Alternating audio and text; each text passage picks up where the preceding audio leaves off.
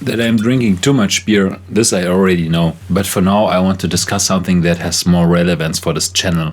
So, do I suffer from G.A.S, gear acquisition syndrome? I remember in 2003 when I bought my first small Miniman keyboard, and boy, what kind of effect was that for me? Like, I had such a benefit from that gear, right? And then later I bought my first Roland JD990 synthesizer, and hey, I could do such great sounds out of that. And then later I got the Access Virus B, and you know it, right? And then over the years I bought things and sold things. And by the way, here I have to do a disclaimer. So everything what you see basically here is eBay. So just 2 or 3 pieces maybe are completely new, but really everything is used. And I also don't have very expensive gear. I mean, might look a lot, but I don't have a Moog synthesizer, for example, or other expensive stuff.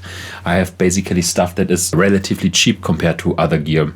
So it's stuff from the 90s that right now it's quite cheap. When buying stuff and selling stuff and then buying things again, I reached a point where I feel guilty.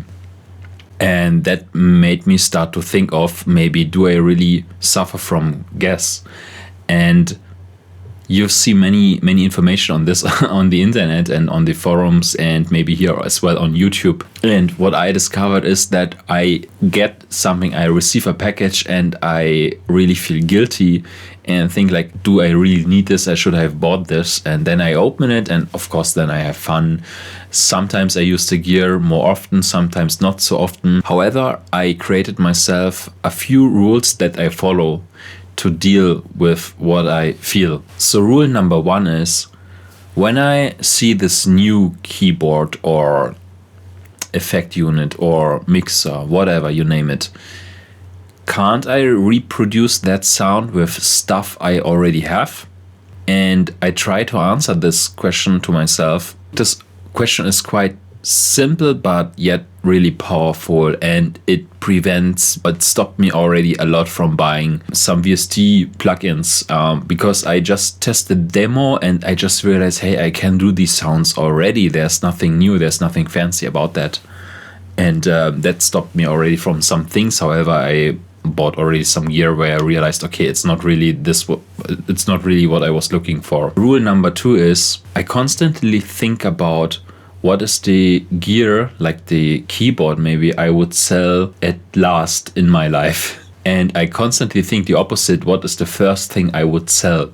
So I have the answer already, what I can sell, and if I can get rid of that one. So this is also what I'm constantly doing, and keep changing things. But I think the most powerful rule is rule number 3, because I give myself pocket money.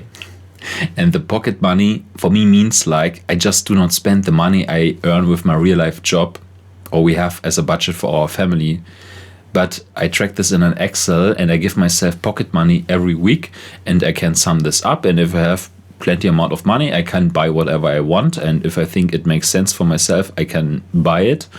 But on the other side, if I do not have this pocket money, I cannot really buy it, or I cannot afford it, right? And now to close the loop, if I drink too much beer, I don't get pocket money in this week.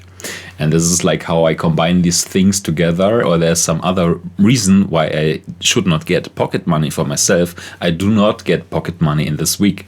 And that's how I'm budgeting as well with the stuff I'm buying here, and constantly having a budget overview of what I really spend. So why I am sharing this with you? Well, I saw already some thoughts about this gear acquisition syndrome, and how serious is it really, and so on. But I think if you have a hobby, and if you do something more serious like I try to do it, right, it makes sense to budget yourself. It makes sense to ask yourself some quite objective questions. And this is like where I derive my rules from. And so I think it's not such a big thing if I say, hey, I like to have a red keyboard that makes some nice sounds, or I like to have this crazy keyboard which defined the sound of the 90s and the 2000s. So I think this is quite cool, and I like to come up here to my little studio and just see what I have here and play around with these things, and of course use them. So if you stumbled upon this video, I hope I could give you some further advice or some further thoughts on this whole topic. Yeah, add something to the discussion. So thanks for that, and talk to you soon.